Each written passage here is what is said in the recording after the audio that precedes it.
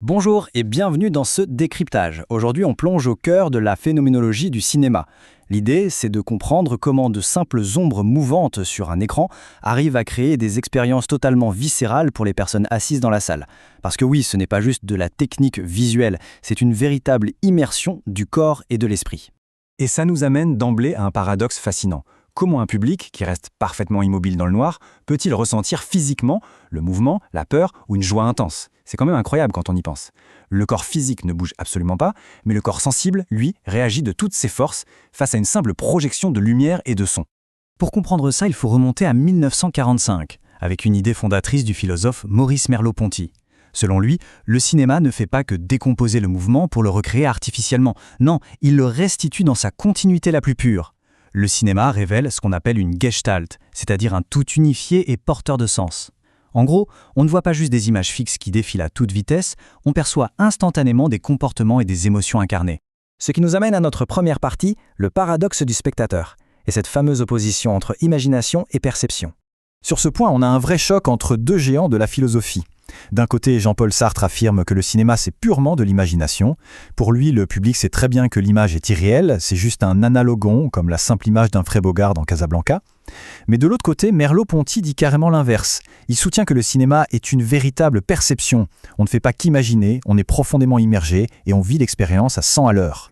Pour rendre ce débat un peu plus concret, prenons l'exemple du néoréalisme italien, et particulièrement du chef-d'œuvre Le voleur de bicyclette de Vittorio De Sica, sorti en 1948. Avec ses décors dans des rues réelles et ses acteurs non professionnels, ce courant illustre parfaitement la question.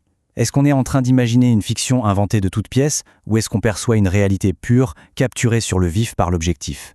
C'est exactement ce brouillage des frontières qui fait toute la magie du dispositif. Passons maintenant à notre deuxième axe, la perception et le corps filmique, où l'appareil technique devient une véritable entité. En 1992, la théoricienne Viviane Sobchak avance une idée super intéressante, celle de la caméra incarnée. L'idée centrale, c'est que la caméra n'est pas juste un appareil mécanique ou un œil distant. En fait, elle possède son propre corps qui interagit avec celui de l'audience. Ses mouvements sont des gestes très expressifs. Un travelling peut traduire une approche curieuse ou une menace. Un panoramique représente une exploration visuelle active. Et un zoom opère plutôt comme une focalisation abstraite. Bref, la caméra ressent les choses. Un exemple parfait de ça, c'est ce qu'on pourrait appeler un corps de caméra prédateur.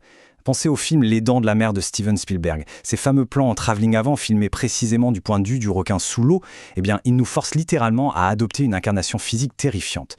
Pendant quelques secondes, on devient le prédateur en pleine chasse. On ressent vraiment cet élan meurtrier dans notre propre corps, ce qui crée une empathie physique complètement paradoxale. À l'opposé de cette dynamique agressive, on a aussi la caméra qui respire. C'est très clair dans l'œuvre de Jean-Luc Godard, notamment dans son film Sauf qui peut la vie de 1980. Godard utilise une caméra portée, volontairement instable, qui sautille et tremble au rythme des personnages.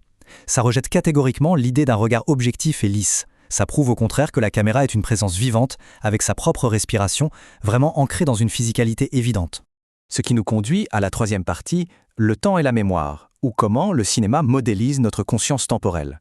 Alors là, on plonge dans un concept fascinant du philosophe Edmund Husserl. Pour comprendre comment on perçoit le temps, il définit deux éléments clés.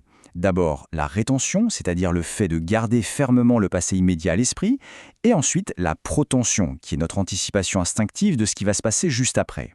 Et le truc dingue, c'est que le montage au cinéma manipule directement ces structures cognitives naturelles pour dicter la façon dont notre esprit ressent le temps. Pour bien visualiser, prenons la mythique scène de la douche dans Psychose d'Alfred Hitchcock. Au début, on est dans un état de rétention, le calme apaisant sous l'eau. Puis, l'impression originaire frappe avec le premier coup de couteau, brisant violemment notre attente. Immédiatement après, la protension s'active, le public est pétrifié et anticipe inévitablement le coup suivant. C'est ce montage hyper haché qui transforme un choc mental en une véritable et intense tension musculaire. Et cette frénésie, elle s'oppose complètement à la notion de temps sculpté, une idée très chère à Andrei Tarkovsky.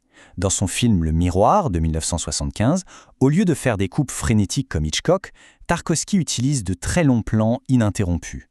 Quand on regarde une scène de 3 minutes, où une mère se lave simplement les cheveux, sans aucun montage, on fait l'expérience d'une durée pure.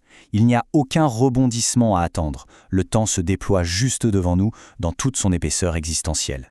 Allez, quatrième partie de notre décryptage, le toucher par les yeux. C'est l'approche purement sensorielle du grand écran. Ici, il faut parler d'une distinction super importante théorisée par Laura Marx. Elle oppose deux types de vision. D'un côté, la vision optique, traditionnelle, qui garde le monde à distance, offre une clarté totale et nous donne une sensation de maîtrise rassurante sur la scène. De l'autre, la vision haptique.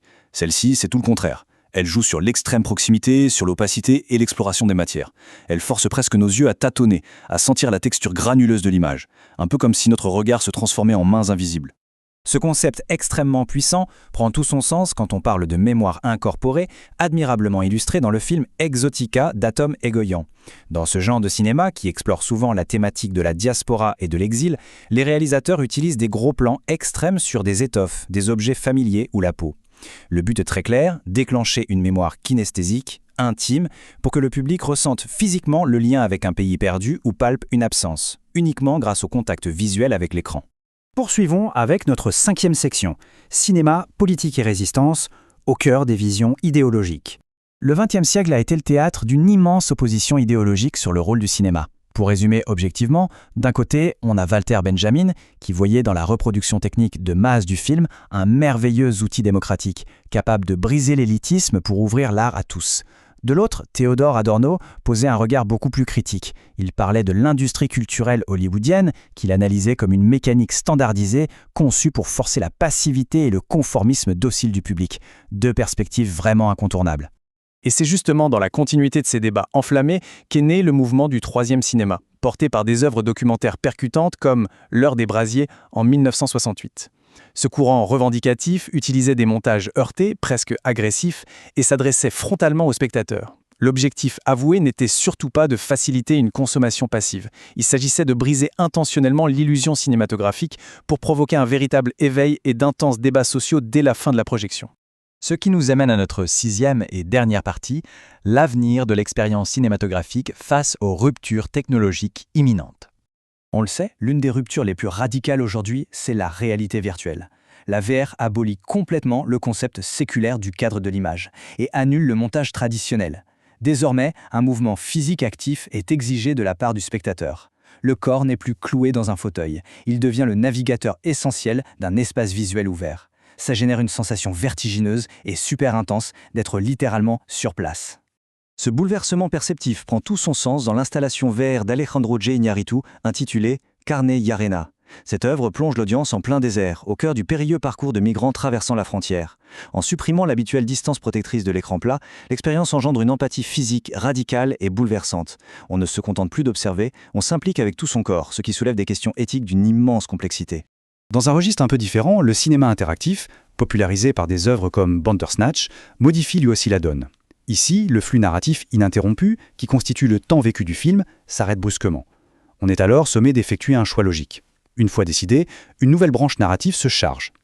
Paradoxalement, bien qu'il offre un pouvoir d'action séduisant, ce mécanisme brise l'immersion fluide en nous imposant une pause faite de calculs purement rationnels. Alors, pour terminer ce décryptage, voici une réflexion ultime, particulièrement provocatrice à l'ère des images créées par l'intelligence artificielle. Si un film est généré entièrement par des algorithmes, sans la moindre trace d'un corps humain derrière un objectif, est-ce que c'est encore du cinéma ? Si cette présence faillible, respirante et incarnée disparaît à la source de l'image, pourra-t-on encore ressentir cette vitale connexion viscérale ? C'est une question fascinante qui va sans doute façonner notre rapport aux écrans dans les années à venir. C'est tout pour l'analyse de nos sources du jour. Merci d'avoir suivi ce décryptage et à très vite pour de nouvelles découvertes.